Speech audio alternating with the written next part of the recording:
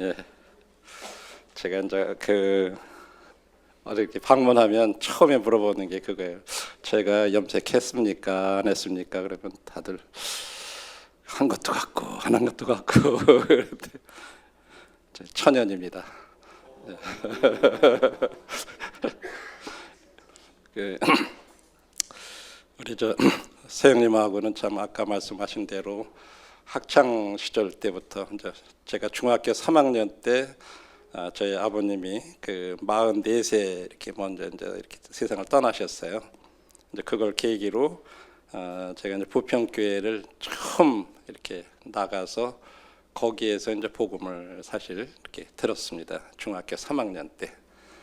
그 전까지는 이제 저희들 집안이 전혀 이런 뭐 예수님 믿고 그런 분들이 안 계셔가지고 저희 아예 이제 집안 자체가 기독교하고는 뭐 전혀 상관없는 이제 그런 가정이어서 전혀 그런 말씀도 들어보지 못하고 이제 그렇게 자랐었죠. 그러다가 아버님 돌아가시고 나서 이제 저희 큰형님이 먼저 이제 유일하게 저희 집안에서는 이제 대학교를 이제 서울 이렇게 다니시면서 내비게이터라고 하는 그런 이제 선교 단체에서 이렇게 그분들을 만나시면서 이제 복음을 들으시고 이제 그렇게 돼서 이제 저희 아버님 돌아가시자마자 저희들을 이제 부평교회로 이렇게 인도해 주셔서 그래서 이제 부평교회를 갖게 됐고 우리 서영님, 서영천 형제님 이제 이런 형제님들 그때 다 같이 이렇게 모였고 우리 자매님 다 그때 같이 이렇게 섬겼습니다. 그래서 네, 지금 얘기 들어보니까 벌써 55년이 지났다니까 안 믿어지네요. 네. 오늘 이번에 성도님들과 함께 이 기본기에 충실한 삶이라고 하는 이런 큰 주제로 이렇게 얘기를 하는데 저는 이제 이 얘기를 할 때마다 제일 먼저 저도 이제 탁구를 이제 조금 이렇게 이제 친다고 이렇게 하는데 저는 기본기를 전혀 못 배웠어요. 우리 여기 이제 탁구 잘 치시는 형님들 또 뭐 하모니카 잘 하시는 그런 형님들 여러분들이 계신데 근데 요령만 배웠어요. 그래가지고 뭐 이렇게 해가지고 핑 돌리고 뭐 막 이러는 거 있잖아요. 뭐 그런 것만 어떻게 이상하게 그런 거를 배워가지고 막 그런 식으로 해가지고 하는데 기본기가 딱 배운 사람한테는 암만 해도 안 통해요. 암만 제가 뭐 이렇게 저렇게 해도 다 넘겨요. 그거 넘어오면 이제 제가 못해요. 근데 그런 거를 보면서 이제 기본기라는 게 얼마나 중요한가. 근데 진짜 기본기 배운 분들은 그 자세나 이런 거부터 해가지고 뭐 벌써 치는 게 달라요. 뭐 우리 저희들은 그냥 뭐 이렇게 하지 뭐 그분들은 자세도 그렇게 하고. 근데 또 한 가지는 우리나라의 유명한 축구 선수 아시죠? 예? 뭐 누구나 그냥 손흥민이 나와요, 그렇죠? 근데 그 손흥민의 개인 지도하신 분이 누군지 아세요? 네, 아버지 알죠? 그 아버지도 축구 선수셨어요. 근데 그가 어렸을 때부터 그 훈련을 시킨 그 내용을 읽어보면요, 그 아버지 철칙이 그거예요. 기본기를 가리키는 거예요. 기본기. 똑같은 동작을 1000번씩 시킨대요. 발로다가 이렇게 차는 동작이면 그 동작을 한 1000번씩. 그러니 어린애가 얼마나 힘들었겠어요. 똑같은 동작을 반복해가지고, 그러니까 나중에는 눈 감고 해도 내가 어떤 방향으로 어떤 볼을 보내야 되겠다 하면 그렇게 하는 거예요. 뭐 바깥쪽으로 차고 안쪽으로 인사이드, 아웃사이드 뭐 이렇게 차는 거, 뭐 공이 이제 이렇게 공중으로 또 날라오면 어떻게 차는 거, 이거를 막 계속 끊임없이 시키는 거예요. 거기다가 체력. 이렇게 해서 아들을 갖다가 진짜 혹독하게 훈련을 시킨 거예요. 그래서 사실 오늘날 손흥민 선수가 있는 거죠. 그냥 뭐 타고나가지고 재능이 좋아가지고 된 그런 건 아니에요. 그걸 생각하면서 우리들의 신앙도 마찬가지라고 생각해요. 우리가 신앙을 요령을 배우는 것하고 기본적인 것을 충실하게 이렇게 해나가는 것하고는 큰 큰 차이가 있다고 생각해요. 그런데 저희들이 생각하는 이 기본적인 거는 우리 성도님들이 오늘 이제 이렇게 같이 5시간 동안 나누지만 우리 성도님들 어느 정도 몇 년 다니신 분 치고 이런 내용 모르시는 분 아무도 없어요. 다 잘 아는 내용이에요. 뭐 제가 새로운 거 얘기하는 것도 아니에요. 그런데 우리들이 그런 부분들에 대해서 그 기본기인데 중요하게 생각하지 않는 거예요. 그리고 요령을 가지고 해는 것처럼 우리 그렇게 한다는 거죠.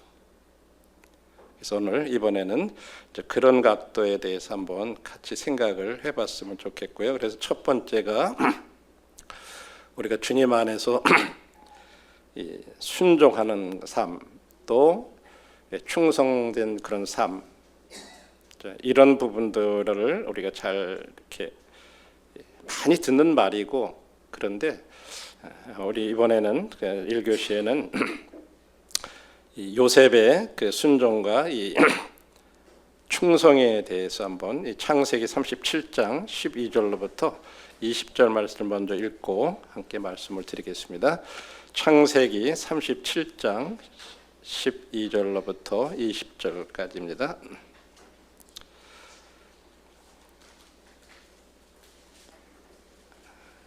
제가 읽겠습니다. 그의 형들이 세겜에 가서 아버지의 양떼를 칠 때에 이스라엘이 요셉에게 이르되, 여기서 이스라엘은 야곱을 말하는 거예요. 야곱이 요셉에게 이르되, 네 형들이 세겜에서 양을 치지 아니하느냐? 너를 그들에게 보내리라.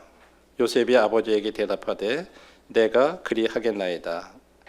이스라엘이 그에게 이르되, 가서 네 형들과 양떼가 다 잘 있는지 보고 돌아와 내게 말하라 하고 그를 헤브론 골짜기에서 보내니 그가 세겜으로 가니라.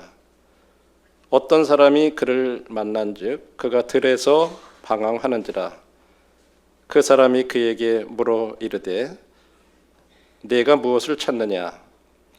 그가 이르되, 내가 내 형들을 찾아오니 청하건대 그들이 양치는 곳을 내게 가르쳐 주소서. 그 사람이 이르되, 그들이 여기서 떠났느니라. 내가 그들의 말을 들으니 도단으로 가자 하더라 하니라. 요셉이 그의 형들의 뒤를 따라가서 도단에서 그들을 만나니라. 요셉이 그들에게 가까이 오기 전에 그들이 요셉을 멀리서 보고 죽이기를 꾀하여 서로 이르되, 꿈꾸는 자가 오는도다. 자, 그를 죽여 한 구덩이에 던지고 우리가 말하기를 악한 짐승이 그를 잡아먹었다 하자. 그의 꿈이 어떻게 되는지 우리가 볼 것이니라 하는지라. 우리 이제 우선 이 말씀 가운데 참 이 가장 핵심되는 그 말과 지역에 대한 그런 부분들을 한번 좀 생각해 보겠습니다. 이 요셉의 순종과 관련해서 먼저 13절에서 보면 내가 그리하겠다라고 아버지가 심부름을 형들은 잘 있는지 가서 보고 와라. 그러니까 제가 그렇게 하겠습니다 하는 말이 영어 표현에 보면은 Here I am이라는 표현으로 되어 있어요. 내가 여기 있나이다라고 하는 그런 이사야서에 보면 내가 누구를 보낼 거 그랬을 때 내가 여기 있나이다 하는 그 표현하고 똑같은 표현이에요. Here I am. 내가 여기 있습니다. 내가 그리하겠나이다.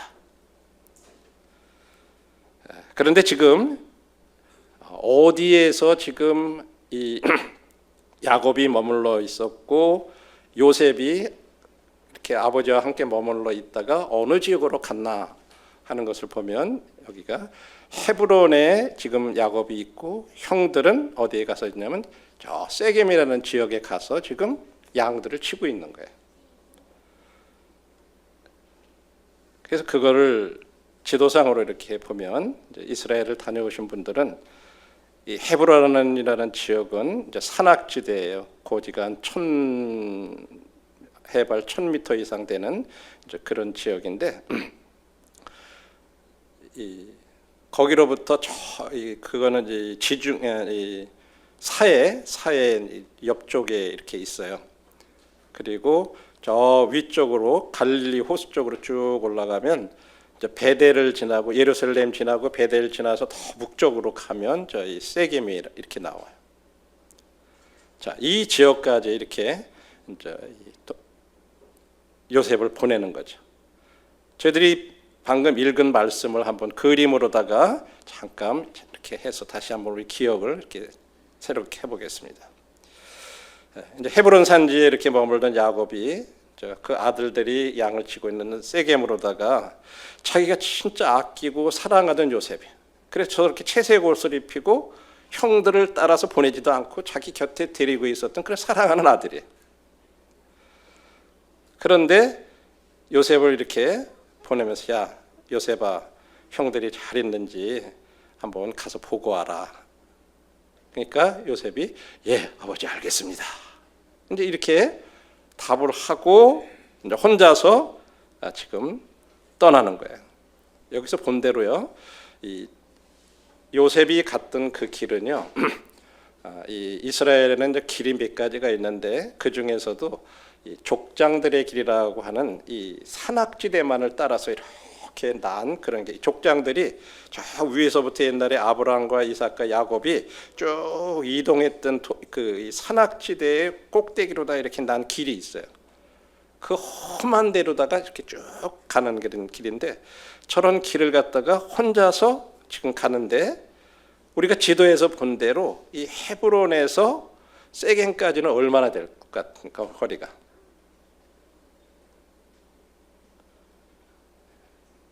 한 96km, 거의 100km가 돼요. 가까운 거리가 아니에요. 96km, 한 100km면 원주에서 어느 정도까지 됩니까? 예?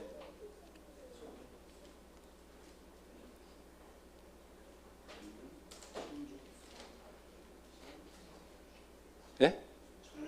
청주? 아니 그렇게 하지 말고 강원도에서 강원도로 연결해 보세요. 그래야 이게 머리 잘 들어가거든. 강릉 정도 돼요? 예, 그 정도 됩니까? 예. 정확히는 저는 모르겠지만 강원도에서 예를 들어서 원주에서 강릉까지라고 한번 생각해 보세요. 거기를 산악길로 해가지고 혼자서 한번 걸어간다고 상상을 해보세요.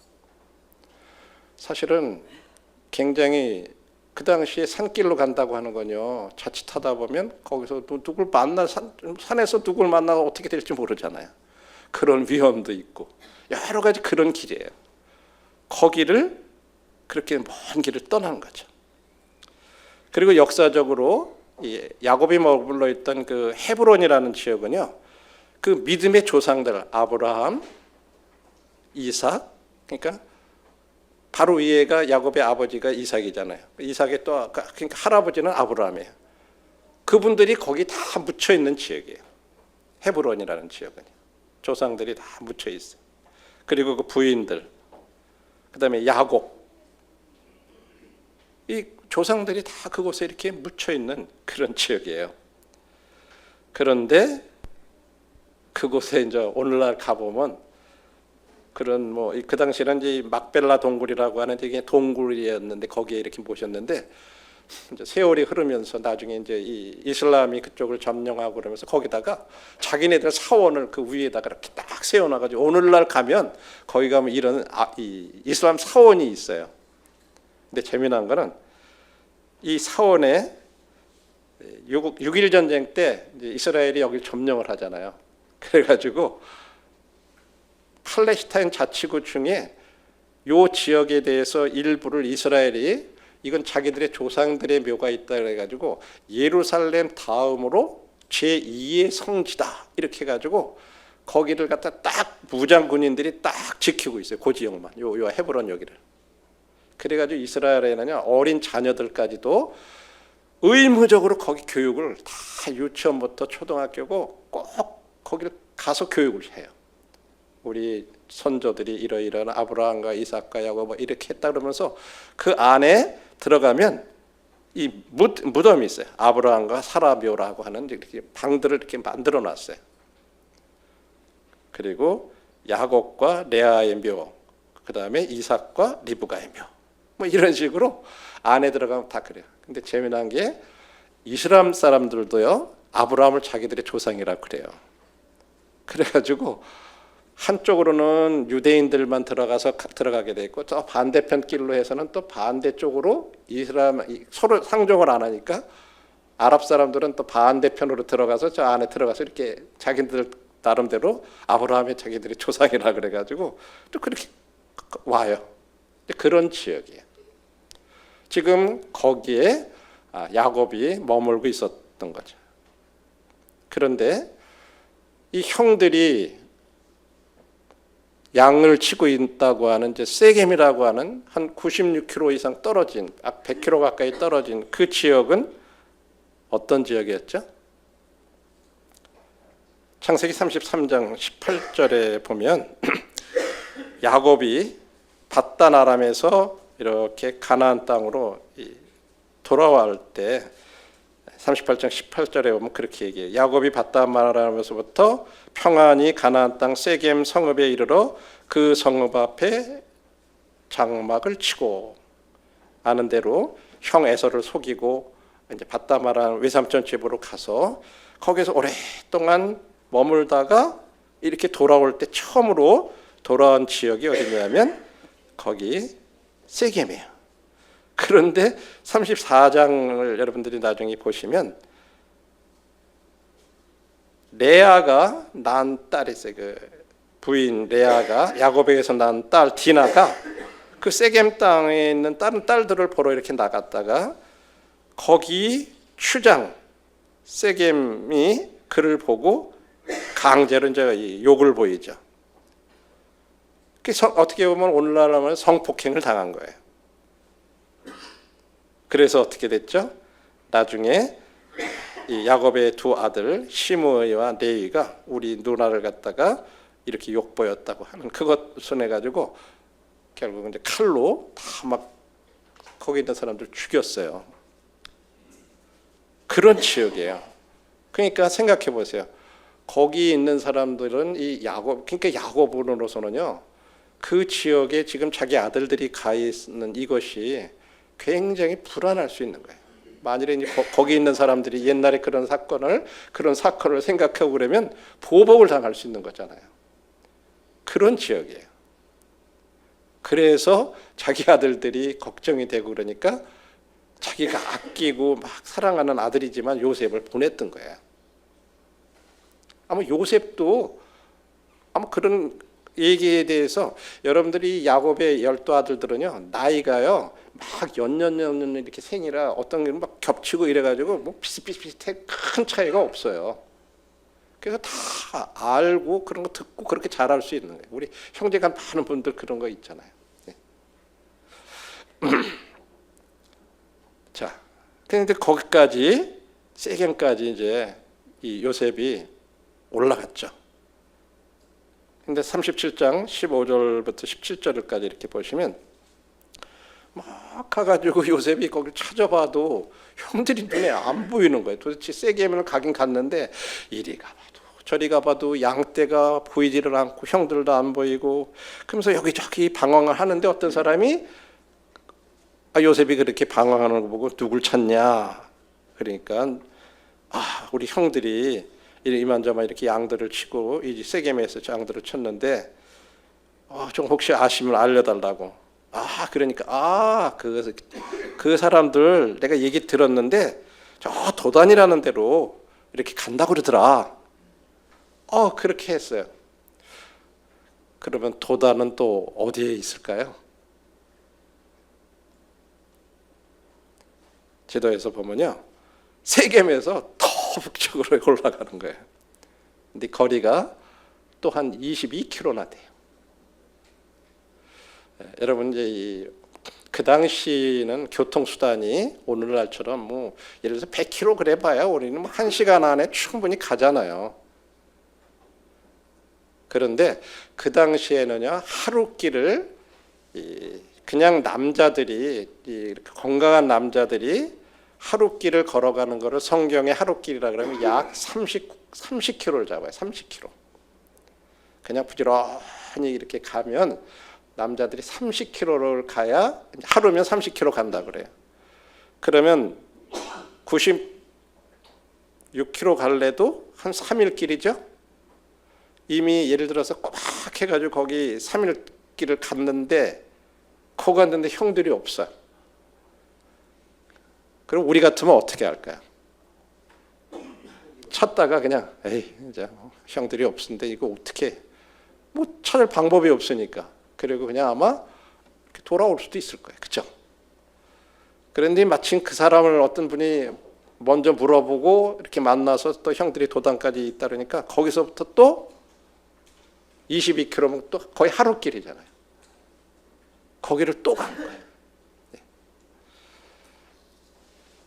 이 도단이라는 지역은요, 원래 역사적으로 어떤 지역이냐면 열왕기상 6장 13절로부터 14절을 여러분들이 나중에 읽어보면 이 아람 왕이 이스라엘을 공격하려고요, 어떤 계획과 이런 것을 다 막 자기들끼리 의논해가지고 어디 어떻게 그렇게 가려고 그러면 그 소문이 이스라엘한테 벌써 또 다 알려져 가서 막 거기서 대비를 하고 있고 그러는 거예요. 그러니까 왕이 도대체 야 우리 중에 누가 스파이가 있냐 첩자가 있냐 이게 어떻게 저 상대방들이 이렇게 잘하냐 그러니까 거기 있는 한 사람이 그래요. 이스라엘에는 엘리사라는 선지자가 있는데 그 사람은요 당신이 침상에서 침실에서 이렇게 은밀하게 얘기한 것까지도 다 알 수 있는 분이라고. 그래서 당신 계획이 이렇게 다 탄로가 나는 거라고. 그래? 그러니까 아람 왕이 군대를 보내가지고 도단을 갖다가 포위를 하게 만들어요. 이제 그런 내용들이 나오는 그런 도시예요. 자, 아이고, 큰일 날 뻔했네. 전원에 배터리를 안 켜놨네. 죄송합니다. 자, 어쨌든 거기까지 진짜 어렵게 가는데 37장을 나중에 한번 보시세요. 18절로부터면 요셉이 이제 가까이 이렇게 오는 것이 보니까 형들이 딱 보니까 알아본 거예요 벌써. 멀리 있는데도. 왜? 채색 옷을 입었잖아요. 같이 있을 때도 아버지가 막 그 동생한테만 그냥 그렇게 잘해주고 막 그렇지 않아도 막 꿈꿔가지고 뭐 막 형들이 나한테 저라고 엄마가 저라고 아빠가 저란다 그래가지고 막 미워하는 그런 동생인데 또 막 멀리서 오는 거예요. 저건 뭐 하라가 또 오는 거지? 형들은 오랜만에 만난 동생 반가워하기보다도 평소에 가졌던 그런 감정을 가지고는 야, 저 꿈꾸는 자 온다. 우리 그냥 죽여가지고 구덩이에다 던진 다음에 악한 짐승이 잡아먹었다 그러자. 아버지한테 가서 그렇게 얘기하죠. 자기들끼리 형들이 좀 막 그런 얘기를 하는 거죠. 자기들끼리 이제 모의를 하고 요셉은 그것도 모르고 가까이 오고 있는데 그래도 그 가운데 제일 맏형이 있잖아요. 르벤이 이 동생들이 이렇게 얘기하는 걸 보니까 아무리 형이지만 마음대로 할 수가 없으니까 이 동생들의 손에서 그를 구원해내려고 야, 한만 그래도 우리가 동생을 죽이지 말자. 해하지는 말자. 그러면서 반대하면서 이제 이 요셉을 죽이지 말자 그래요. 그러면서 제안하는 게 뭐야? 야, 저기 구덩이 있잖아. 저 구덩이 거기다가 집어넣고 우리 손으로는 그냥 손대지 말자. 근데 이렇게 제안을 하죠. 나중에 동생들 몰래 이제 꺼내가지고 동생 살려가지고 아버지한테 돌려보내려고 이제 형이니까 책임이 있잖아요. 나중에 그 당시로서는 장자들은 굉장히 중요한 책임이 있는 거예요. 아버지한테 자기가 저주를 당할 수도 있고 그러니까 동생이 몰래 빼내 돌리려고 이제 그렇게 생각을 한 거죠. 이제 그러는 사이에 요셉은 이렇게 가까이 오고 오자마자 그냥 갑자기 형들이 뭐 이유도 안 묻고 그냥 다짜고짜로 갑자기 그 채색옷 벗기고 그를 붙잡고 이제 채색옷 벗긴 다음에 어떻게? 그러니까 막 왜 그러시냐고 형들 왜 그러냐고 막 이렇게 뭐 몸부림치지만 안 되잖아요. 그러면서 그를 잡아서 구덩이에 이렇게 던졌다 그래요. 구덩이는 빈 곳이었더라. 물이 없었다 그래. 네, 우리 이제 그림상으로는 저렇게 이제 보이지만요. 이스라엘은 지형상 어떤 특징이 있냐면 계곡 같은데 이런데 워낙 우리나라하고 기후가 달라요. 6개월은 비가 오고 6개월은 비가 안 와요. 건기와 우기로 이렇게 나눠져 있어요. 그러니까는 건기 같은 때 그러면은 어떻게 짐승이라든지 이런 게 물을 먹어요? 못 먹잖아요. 그러니까 곳곳에 골짜기 같은 데 가다 보면 저렇게 물웅덩이처럼 이렇게 많은 것들을 이렇게 파놨어요. 그러면 비가 올 때 막 그때는 강처럼요. 갑자기 골짜기가 막 물들이 흘러요. 그럴 때 저런 궁덩이를 파놓으면 거기에 이제 물이 차 있는 거예요. 그런 게 곳곳에 있는 거예요. 그런데 구덩이가 우리들이 아는 저런 구덩이가 아니라 항아리처럼 이렇게 돼 있어요. 모양이. 그리고 그 안에는 휘를 발라놨어요. 그러면 물이 거기 고여 있어도 부패를 안 하는 거예요. 그래서 짐승이라든지 이런 것들을 이렇게 얼마든지 거기서 이제 물을 먹일 수 있도록 그렇게 하는 거죠. 그래서 거기 빠지면요, 여러분 항아리처럼 이렇게 생기는데 혼자 나올 수 있어요? 들어가면 못 나오는 거예요. 빠지면. 이제 그런 데다가 지금 근데 그 당시로는 어쨌든 여기가 물이 없었다 그래요. 빈 웅덩이였다 그러죠. 그러니까 막 형들 왜 그러세요? 왜 그러세요? 그래도 아마 집어 던지지는 않는가 보죠. 뭐 줄을 냈는지 어땠는가 밑에 가지고 이제 거기 있는 거죠. 막 애걸복걸 하잖아요. 살려달라고. 여러분 나중에 형들의 이건 나중에 얘기지만 이 얘기를 나중에 형들이 기억할 날이 와요. 아, 그날 동생이 그렇게 애걸복걸할 때 우리가 못 본 채 한 거 그거 우리가 지금 이 괴로움을 당한다고 하는 실토를 해요. 형들이. 그렇죠? 예, 아시는 얘기지만 바로 이런 사건들을 말하는 거예요. 이제 이런 일들이 이렇게 해서 거기다 집어넣어놓고 이제 형들이 뭐 그냥 자기들끼리 뭐 이렇게 지내는 사이에 르벤이 잠깐 어디를 자리를 빈 사이에 어떤 또 다른 사건이 일어나요. 멀리서 이렇게 보니까 한 약대상들이 이스마엘 상인들이 이렇게 낙타를 끌고 이렇게 지나오는데 이 사람들은 어떤 사람들이냐면 오늘날 터키 지역인데 메소포타미아 지역에서 향품과 유향과 모략과 어떤 이런 아주 값비싼 그런 것들을 사가지고 애굽에 내려가서 파는 그런 상인들이에요. 이제 그런 사람들이 이렇게 오는 것을 이렇게 봤어요. 그러면서 거기에 있는데 유다가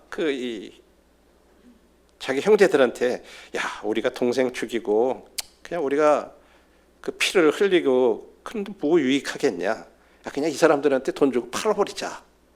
근데 이런 제안을 해요. 그래서 하는 게 뭐냐면 은 20에 이제 그를 파는 거죠. 그 당시에는 이 건강한 종들 같은 경우는 있죠. 뭐 아주 건장하고 막 그런 종들은 30은 30. 그리고 좀 어리고 그런 사람들은 한 20. 종값이 그렇게 된다고 그래요. 그러니까 아주 낮은 값이에요. 그거에 그냥 노예 값으로 이렇게 그냥 상인들한테 팔아버린 거죠. 돈 받고. 그리고 이제 이미 그런 사건이 이제 벌어진 상황이죠. 근데 르벤이 이렇게 와서 구덩이에 보니까 인기척이 없는 거야. 이거 어떻게 된 건가? 그래가지고 아우들한테 와가지고 야, 어떻게 되냐? 요셉이 없어졌는데. 막 그래요. 그러니까 이게 막 이제 큰일 났죠. 그 사이에 요셉은 어떻게 됐어요? 이스마엘 상인들에 의해서 이 사람들은 돈 줬기 때문에 그냥 나면 도망가잖아요. 그러니까 저렇게 밧줄로 묶어가지고 노예니까 그렇게 저렇게 끌고 가는 거예요. 그래서 어디까지 가요? 애국까지 이렇게 끌려서 걸어서 뭐 노예인데 뭐 제대로 뭐 먹을 거 주고 뭐 막 그러겠어요? 물 주고 하여간 걸을 수 있을 정도로만 먹을 거 주고 막 가면서 얼마나 막 몸부림을 치고 괴로워했겠어요. 근데 여러분 그 도단서부터 애굽까지 간 거리가 얼마나 될까요? 도단서부터 이 끌려간 애굽 보디발 애굽의 친위 대장이 나중에 팔리고 그런 지역이 어디냐면 여기 이제 이 헬리오폴리스라고 이제 이 지명에는 그렇게 되어 있고 성경에는 온이라고 하는 지역이에요. 여기까지 이 해변으로다 이렇게 길이 나 있는데 거기까지 이렇게 끌려간 거예요. 이게 몇 킬로나 됐을 것 같아요? 예? 제가 이제 답을 말씀을 안 드려야 궁금해야지 또 들으시겠죠? 예. 어쨌든 거기까지 저렇게 끌려갔어요. 그래가지고 노예 시장으로 애굽에서 이제 끌려가가지고 노예 시장에 노예들을 막 파는 그런 데 간 거죠. 그런데 그 노예 시장에 누가 나왔냐면 마치 바로 왕의 시위 대장인 보디발이 노예 시장에 이렇게 와가지고 노예를 사러 나왔던 거예요. 근데 딱 보니까 저 쓸만한 총각이 하나 있잖아요. 건강하게 생겼고 뭐. 그래가지고 보디발이 그를 사서 자기 집에 노예로 어떻게 보면 오늘날 같으면 뭐 이제 흥정을 했겠죠. 아마 이 상인들은 뭐 20돈 은 20에 사왔지만 자기들이 구고받고 팔겠어요. 이제 막 그렇게 해가지고 하여튼 높은 값으로 해서 이제 팔아 넘긴 거죠. 어쨌든 이래가지고 요셉이 시위대장 보디발의 집에 이렇게 가게 되는 거죠. 이런 과정이 이제 겪은 거죠. 그 사이에 자, 형들은 이제 요셉이 그렇게 끌려간 다음에 어떤 일을 해요? 요셉의 옷을 이제 벗겨놓은 채색 옷이 있잖아요. 순염소를 죽인 다음에 그 피로다가 막 거기다가 염소 피를 막 이제 옷에다 발라놓고 이제 그걸 가지고 누구한테 돌아와요? 아버지한테 돌아오는 거죠. 아버지한테 와가지고 이렇게 보면서 아버지 이거 동생 옷 아니에요? 우리가 이걸 발견했는데 아버지 한번 보세요. 뭐 요셉이 금방 야곱이 금방 알아채잖아요. 아 이건 내 아들 옷이다. 이 악한 짐승이 그를 잡아먹었구나. 이렇게 하면서 그거를 보는 순간에 참 야곱은 자기 옷을 찢고 굵은 배를 허리에 묶고 오래도록 그의 아들을 위해서 막 애통했다고 이렇게 말씀하고 있어요.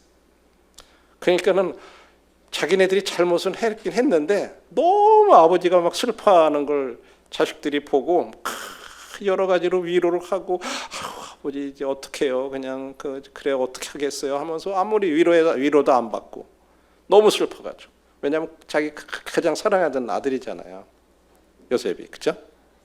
예. 그러면서 나도 이제 죽어서 그냥 아들한테 가겠다 하면서 막 그랬었죠. 그러면서 내가 이제 남은 생애 동안 나는 평생 슬퍼하면서 이렇게 지내게 될 거다 하면서 이제 막 애통을 해요. 이제 이런 내용이 저희들이 읽은 말씀입니다. 자, 우리가 처음에 봤던 대로 요셉이 이제 그의 형들을 찾으러 갔던 이 길이에요. 이 거리가 헤브론에부터 세겜까지가 한 96km 된다 그랬어요. 당시 교통수단으로 남자들이 걸을 수 있는 길이 하루가 30km라 그래도 한 3일, 4일을 이렇게 가야 되는 그런 먼 길이에요. 그런데 거기에 대해서 그 먼 길에 대해서 요셉이 아버지가 심부름을 그냥 다녀와라 그렇게 했을 때 내가 그리하겠나이다. 진짜 그 지역이 아까 말한 대로 세겜이라고 하는 그 지역은 이 디나 누님의 사건으로다가 언제 어떤 안가품을 당할지 모르는 그런 위험한 지역이고 또 가는 길도 그렇게 어려운 그런 산악지대를 통해서 이렇게 가야 되고 그런 험한 지역이고 그럼에도 불구하고 예 그리하겠나이다. 내가 여기 있나이다. 이게 바로 순종이라고 하는 거예요.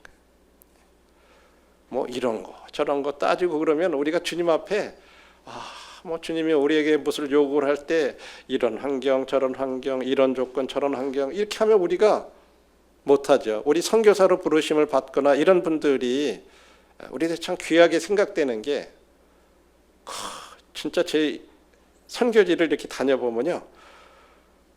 가가지고 무슨 할 의욕이 안 나는 게 가만히 있어서 땀이 막 나가지고 밖에 나가기가 싫은데요. 이게 어떻게 할 수가 없어요. 그러니까 시원한 에어컨이 있는데 안 있으면 진짜 어려워요. 그런데 그런 지역에서 또 영혼들을 만나러 다녀야 되죠. 어떻게 그렇게 해가지고 한 영혼 이렇게 해가지고 그런 영혼들이 이렇게 해서 이제 교회가 이루어지고 그러면 그 다음에는 그걸로 끝인가요? 그 성도들 중에 이런 일 저런 일 막 있으면 그것도 찾아다니면서 이것저것 또 다 뒷바라지 해야 돼요. 만일에 이제 그런 거 알고 그러면 아마 선교 못 나갈 거예요. 그죠? 그런데 그 기꺼이 내가 여기 있나이다 하고 그런데 갔잖아요. 이 내가 여기 있나이다라고 하는 말, 이 진짜 주님 저를 보내달라고 하는 이 말은 진짜 순종하는 그런 마음의 자세가 아니면 우리가 하기 쉬운 말이 아니에요. 우리 섣불리 내가 여기 있나이다 말 못해요. 이건 꼭 어떤 선교를 나가는 일만 아니에요. 교회 안에서 우리에게 어떤 일이 맡겨질 때 우리가 제가 하겠습니다. 주님 앞에 이런 태도들, 뭐 누가 장로 형제님이 이것 좀 해보세요, 저것 좀 해봐 주실래요? 뭐 이렇게 얘기해서 하는 거하고 진짜 주님 앞에서 주님 제가 여기 있습니다 라고 하는 거예요. 이게 진짜 순종하는 거예요. 요셉이 자기 아버지 야곱에게 이 순종하는 이 성품, 제가 여기 있나이다 하는 것에는 그런 많은 불리한 환경과 조건 그런 것이 다 있음에도 불구하고 내가 갔다 오겠습니다 그런 거거든요. 순종이 그런 거라는 거죠. 그런데 거기까지 잘 갔어요. 세겜까지는 잘 갔어요. 3, 4일 길을 걸어가지고 진짜 힘들게 거기까지 갔는데 형들이 없어요. 그러면 그냥 아버지한테 돌아와도 돼요. 야곱한테 와가지고 아빠 내가 거기까지 가봤는데 그런데도 아들이 형들이 없었어요 라고 그냥 그렇게 얘기해도 자기 책임 다 한 거잖아요. 그죠? 그런데 자기에게 맡겨진 일에 대해서 도단이라고 하는 곳에까지 또 하루 길을 또 간 거예요. 이게 이제 충성인 거예요. 순종과 충성은 그런 차이가 있어요. 순종의 연장선이지만은요, 자기에게 끝까지 아버지가 맡겨진 그거에 대해서 임무를 완성하기 위해서 그 끝까지 책임감을 다하기 위해서 거기까지 갔다고 하는 거죠. 이런 면에서 우리들이 다시 한번 이 요셉의 충성에 대해서 우리가 엿볼 수가 있죠. 우리들이 이제 어떤 이런 그 지리상의 개념이라든지 이런 걸 모르고 그냥 이렇게 읽으면 이런 부분들에 대해서 깊이 생각할 수 못해요. 이런 지리적인 거, 자연적인 배경 이런 것들 다 우리들이 알 필요가 있는 거죠.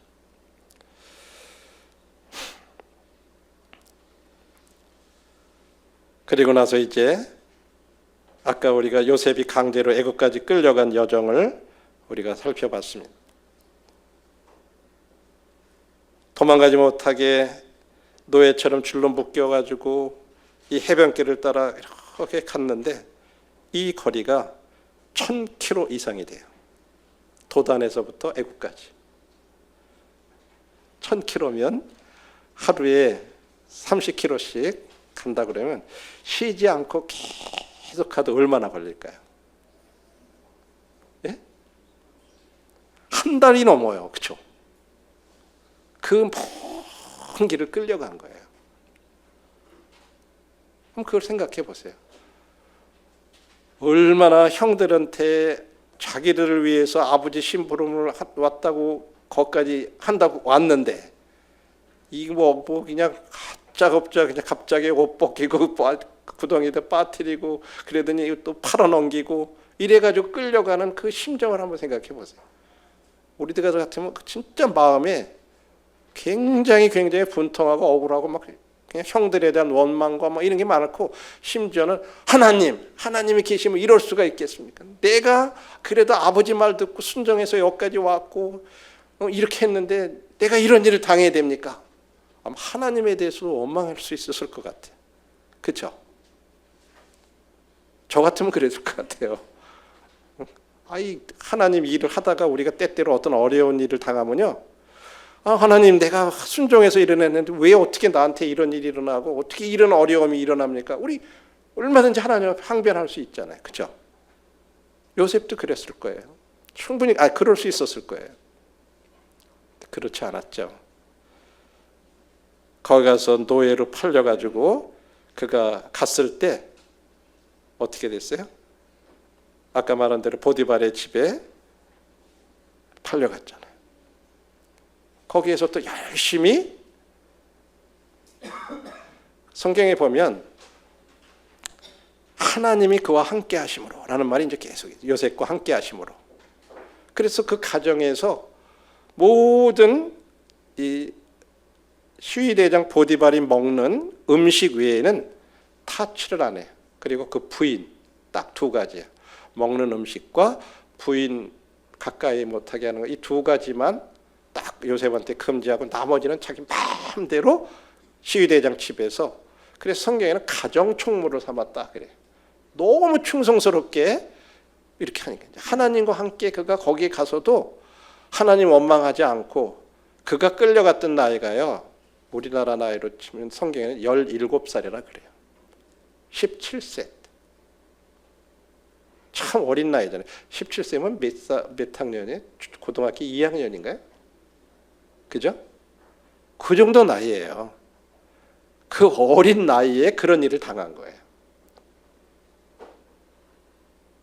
한참 그때 되면 진짜 제일 우리나라에서 무서운 아이들이 중학교 2학년이라고 그러든가 하여간 그렇게 얘기를 하는데, 요즘은 그것도 더 내려왔다 그러더라고요 이제.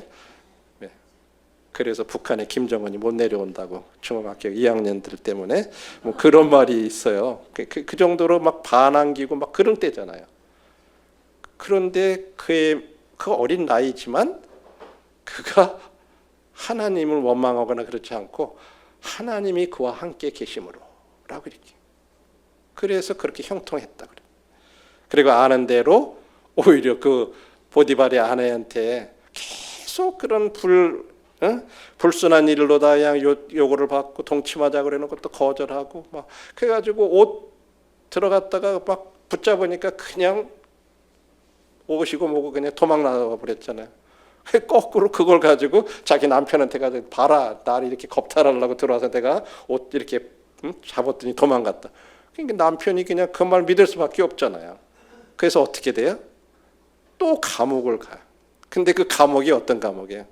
바로 왕에게 잘못한 그런 중죄인들만 가두는 그런 감옥이에요.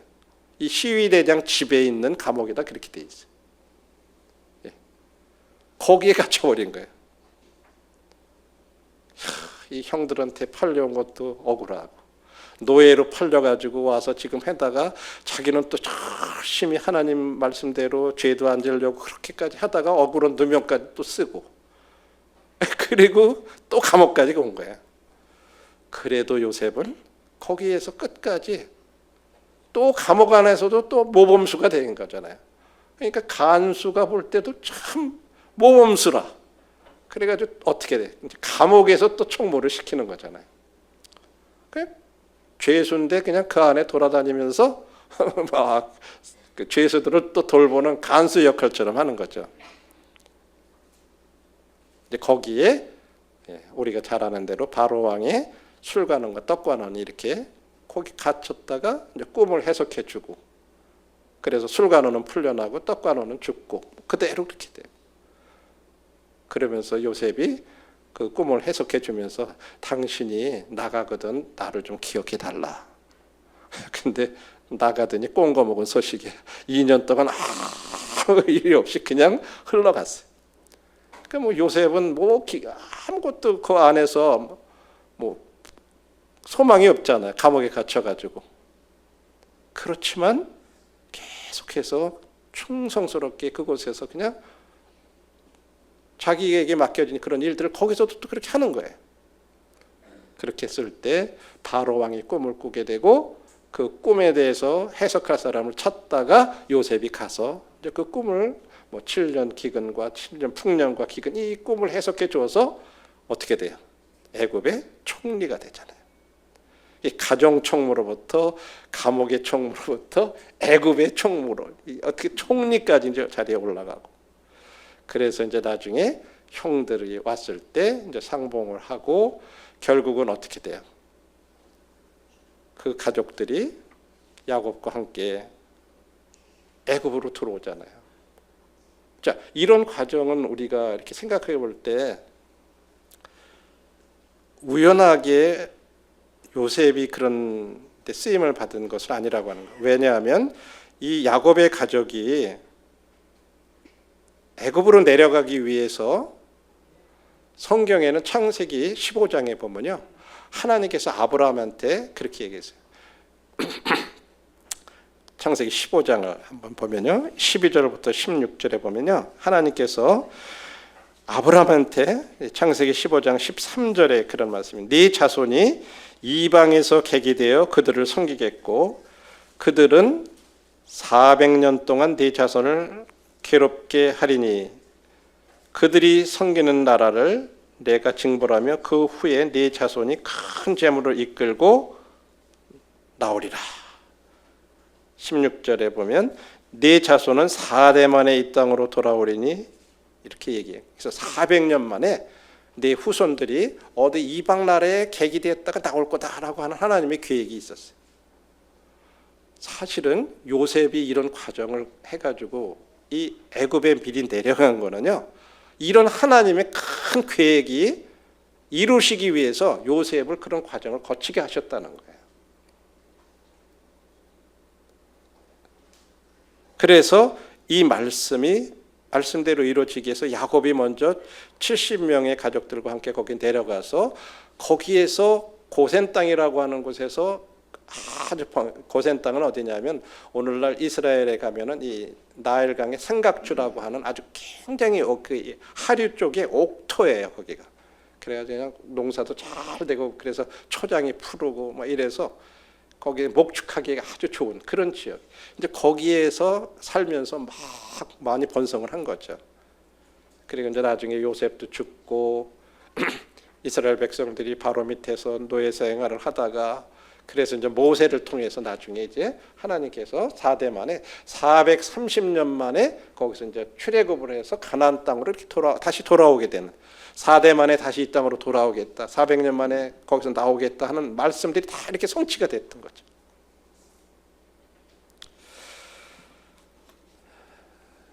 시편 105편을 보면 이런 역사적인 사건에 대해서 시인이 그렇게 기록을 하고 있어요. 시편 105편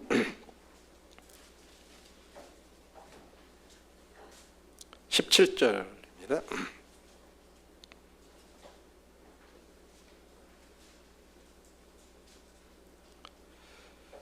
그가 한 사람을 앞서 보내셨으며 요셉이 종으로 팔렸도다. 그의 발은 착고를 차고 그의 몸은 쇠사슬에 매었으니 곧 여호와의 말씀이 응할 때까지라. 그의 말씀이 그를 단련하였도다. 왕이 사람을 보내어 그를 석방하며 뭇 백성의 통치자가 그를 자유롭게 하였도다.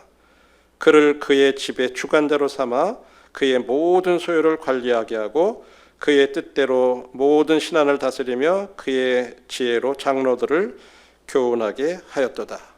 우리가 지금 이 읽은 말씀이 요셉이 노예로 잡혀가 가지고 애굽의 총리가 됐다고 하는 사건을 지금 이 시편 105편에서 이렇게 다루고 있어요. 근데 거기 보니까 한 사람을 하나님이 먼저 보내셨다. 그게 바로 요셉이라고 이렇게 얘기해요. 하나님의 그 계획, 원대한 계획, 목적을 이루어 드리는 데 있어서 어떤 사람을 사용하시는가? 우리가 이것을 여기서 교훈을 받을 수 있어요. 바로 요셉처럼 순종하는 사람, 또 충성스러운 사람, 이런 사람들을 통해서 하나님께서 하나님의 계획을 이루어 가신다고 하는 거죠. 오늘날도 하나님은 똑같이 역사하신다. 하나님께서 지금 이 세대에 살아가는 우리들, 이 세대 가운데서 하나님이 이루시길 원하는 그런 목적들, 뜻들, 그런 것들을 누구를 통해서 이루어 가시느냐? 바로 순종하는 사람, 충성스러운 사람, 이런 사람들을 통해서 하나님께서 지금도 이런 일들을 이루어 가신다고 하는 거죠. 그래서 이 순종과 충성은 진짜 기본 중에 기본. 그러니까 우리가 막 선교사로 이렇게 나가는 거 어떤 그런 게만 중요한 게 아니에요. 우리가 가정에서 이 작은 일들, 주님이 그렇게 얘기해요. 작은 일에 충성된 자는 큰 일에도 충성되지만 작은 일에 충성하지 못한 사람은 큰 일에도 충성할 수 없다. 그렇게 얘기하세요. 우리가 가정에서 하는 작은 일들, 그런 일에 충성스러워야 우리가 교회에서 하는 일에도 충성스러울 수 있다는 거죠. 우리 이제 자매님들 경우에 집안일 하는 것들이요. 집안에서 뭐 청소하고 빨래하고 뭐 설거지하고 남편 뒷바라지하고, 아휴, 이건 뭐 왜 내가 여자로 태어나서 이래나. 그럴 수 있는, 집에서 형제님들이 한번 하루만 이틀만 며칠간 애들하고 그렇게 해보면요, 와, 여자로 태어나지 않은 게 다행이다. 그렇게 생각할 수 있어요. 진짜 이거 보통 일이 아니더라고요. 진짜 힘든 일이잖아요. 그런데 설거지하는 일, 집안일이 주님 일이라고 생각해 보신 적이 있나요? 성경에 그런 말이 있어요. 집안일 잘하는 거, 설거지 잘하는 게 주님 일이라고. 그런 성경 구절 들어보신 적 있으세요? 설거지라고 직접 얘기는 안 했지만 디도서 한번 보세요. 디도서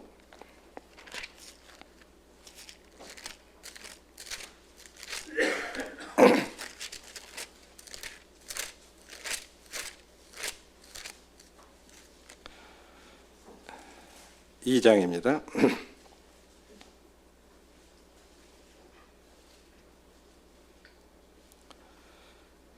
2장 3절부터 보겠습니다.